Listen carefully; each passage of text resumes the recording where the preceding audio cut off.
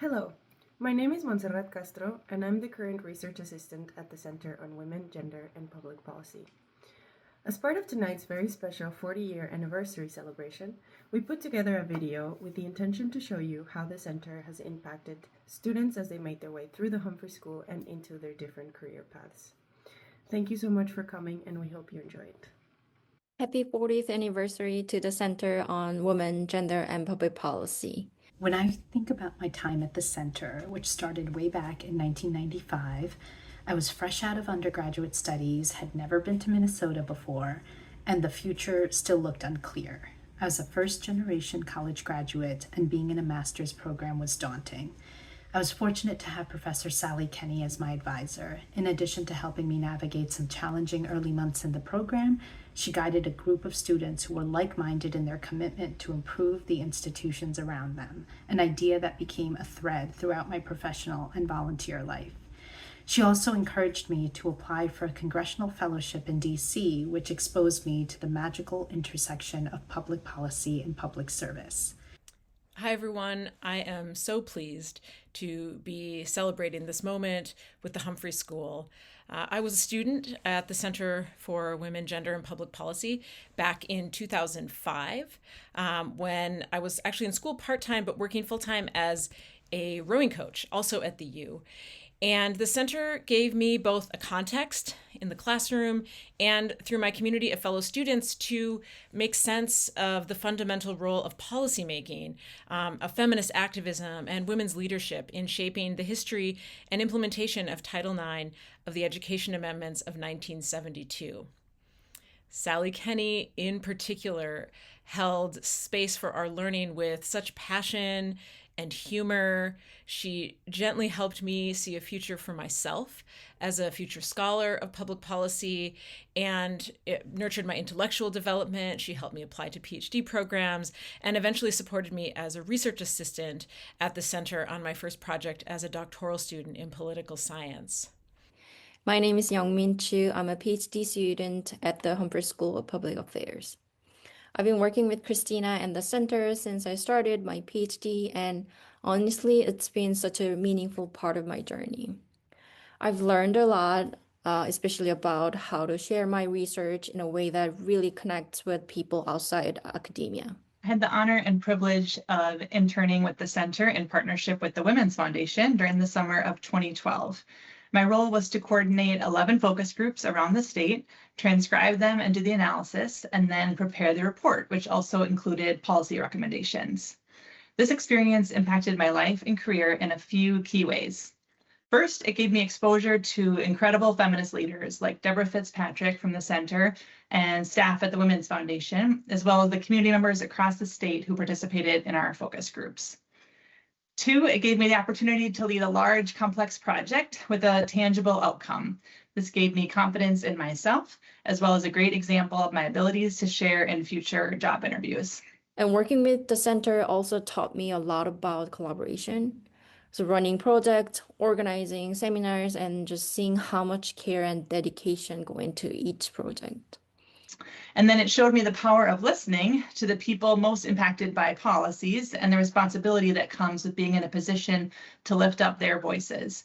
I'll never forget the sense of sacred privilege and, frankly, imposter syndrome that I felt when I got to be in the room with the Native American women of Leech Lake, hearing their stories and trying to capture every word I could. Hi, my name is Diana Bosch. I'm an MPP graduate of the Humphrey School in 2018.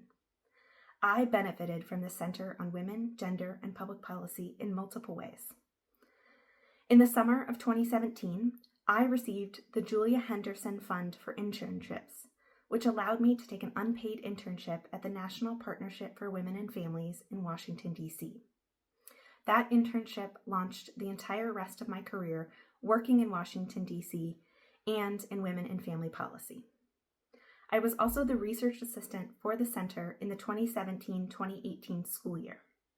I worked closely with Christina and Deborah at the time on the gender policy report and also helped research the idea that would eventually become GAINS, the Gender and Intersectional Network series. Hi, my name is Heather Heyer, and I am the director of the Office on the Economic Status of Women at the Minnesota Legislature. When somebody asks me a question at work about women in Minnesota, I most frequently turn to this physical document right here. It's available digitally too, but it is produced by the Center for Women, Gender, and Public Policy and the Women's Foundation of Minnesota every 2 years. It's the status of Women and Girls Plus in Minnesota. Truly, it is the most comprehensive document that I could possibly need to answer the various questions I get about women in Minnesota. And if the answer isn't in here in this document, it's in one of the other fact sheets that the CWGPP produces, which is who leads, who earns, and who cares. So truly just such a wonderful resource for me in my day-to-day life. This year is also the 30th anniversary of the publication of Women in Politics Worldwide. And my first memories are really physical memories. It started in Barbara's office in the Social Science Tower with a typewriter and a landline.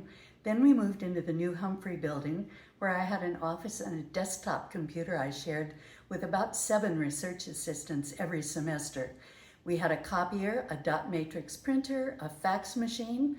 We used the post around the world. Weekly tea meetings were fueled by gallons of tea, coffee, and treats sometimes from Gelpy's Bakery.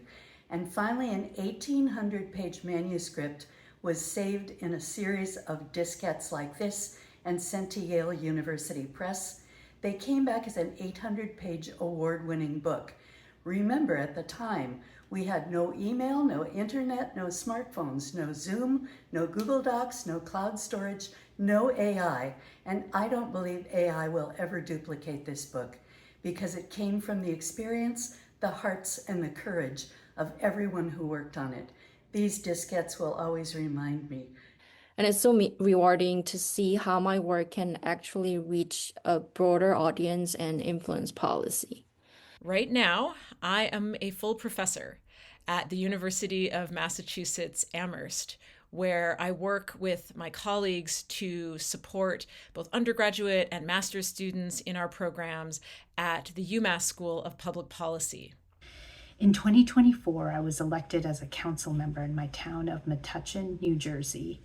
And in this role, I used my entire experiential toolkit to serve my community. And I have also gone on to write an award-winning book on the equity policy shortcomings under Title IX. And I dedicate part of my time now to working with the nonprofits who I used to study to help shape the future of college athletics. And I hope build a better world for women, for trans and non-binary athletes. Thank you to the Center for the Inspiration and congratulations on your 40th anniversary. I'm so grateful I had that internship and excited for more students to have similar experiences. I'm so grateful for the support of the center during my time as a Humphrey student. Thank you all for your continued support of the center's important work. I'm so grateful to the center and to Sally for nurturing my eclectic and what must have seemed at the time really non-academic interests in equity and sports. It set me up to impact the next generation as a tenured faculty member and as a full-time nerd. I've always felt really welcomed and supported here, and that's made such a difference for me. I'll definitely carry those lessons with me as I move forward in academia, and I'm very grateful to be a part of this community. Thank you. Thank you, Barbara and team. It was quite a ride.